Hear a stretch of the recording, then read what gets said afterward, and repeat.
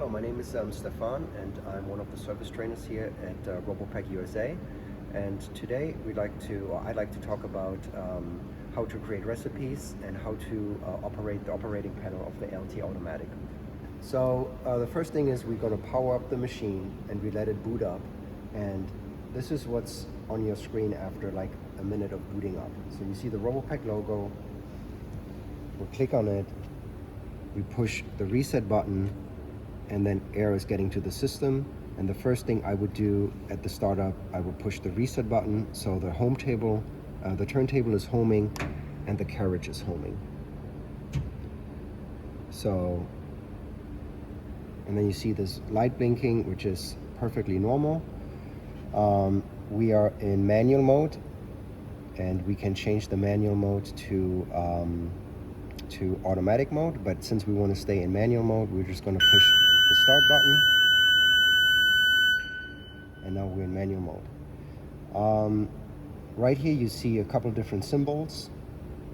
I want to start with the mannequin, and in order to change the recipe and create a recipe, we got to log in with a maintenance password. So we're going to hit maintenance, and the passcode here is 10315, and then we hit enter,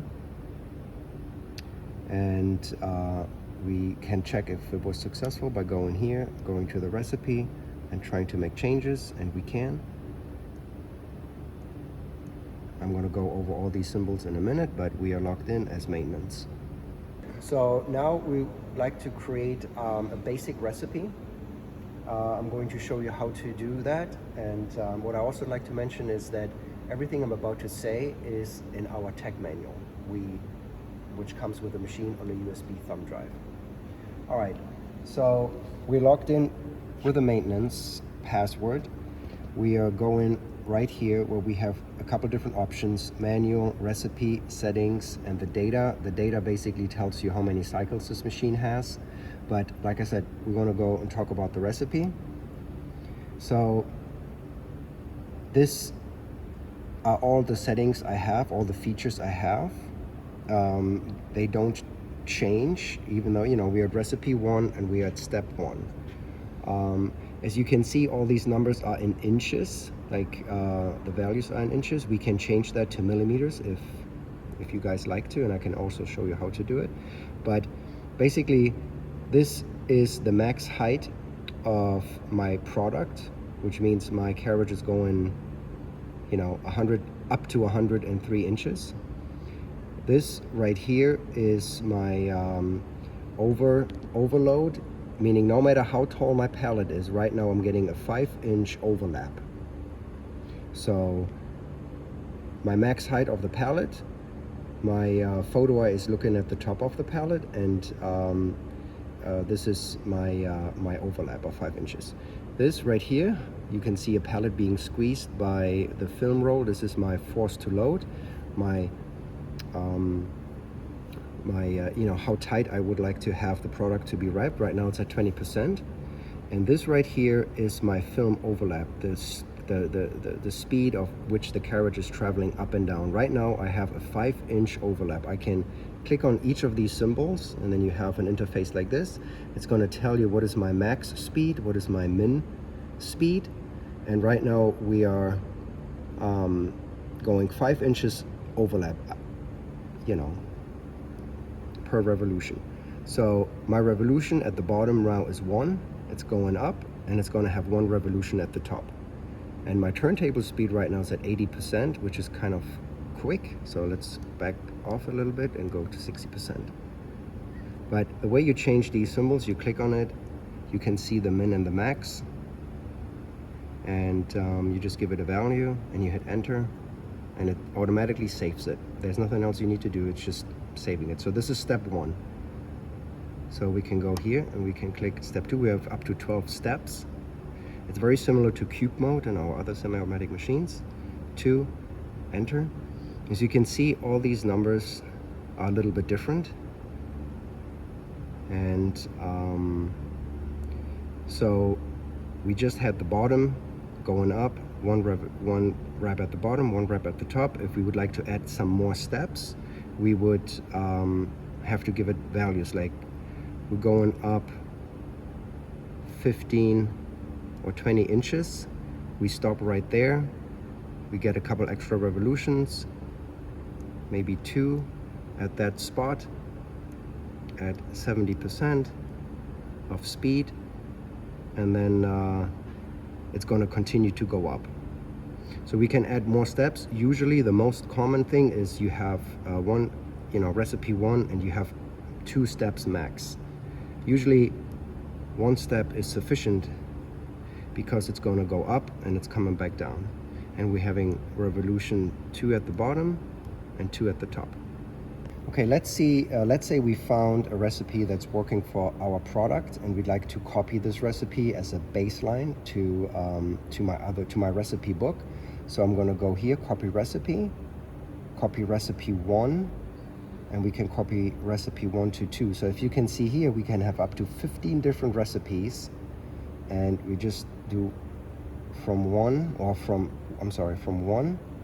to 2, and then we hit copy, and then we go from 1 to 3, and we hit copy. So now I'm copying my recipe 1 to, let's say, the first 4 in my recipe book. So I have recipe 1, and I can have up to 12 different steps in recipe 1, and no matter how many steps I have, if I copy recipe 1 to recipe 2, 3, 4, and 5, all my steps that are in recipe 1 are copied to my different recipes in 3, 4, 5, and 6. Look at all these numbers here. This is a very common recipe and I would say works for 90% of the loads. Like your height of your pallet is up to 110 inches. So no matter how tall your pallet is, you get a 4-inch overlap.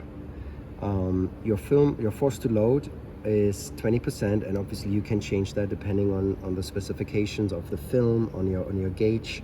But between 20 and 30% is a really good film tension, and it's tight. And then right here, the film overlap with 5 inches is also pretty standard. Some people like a little bit more overlap, and then maybe you can go 10-inch overlap. And the 2 revolutions, meaning 2 at the bottom, 2 at the top, is also very standard.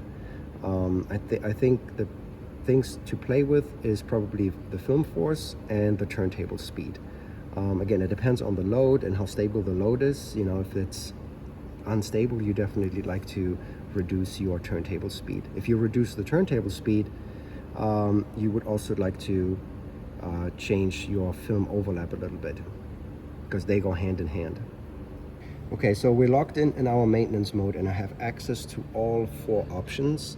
I just like to talk about the manual, the settings, and the data. Let's start with the data because it's the easiest one. So you click on your data option. Right now you see how many cycles I've done today, or this week, or this month, and you can easily reset it with the maintenance password. So you cannot reset the total cycle count, which, unless you replace the HMI. But I think this is a good feature if you want to keep track of how many pallets you've wrapped in a day, in a week, or so. So we're going to back out of here. So this was the data. So now the manual. On the manual page, we can do a few different things. We can go up and down with our carriage.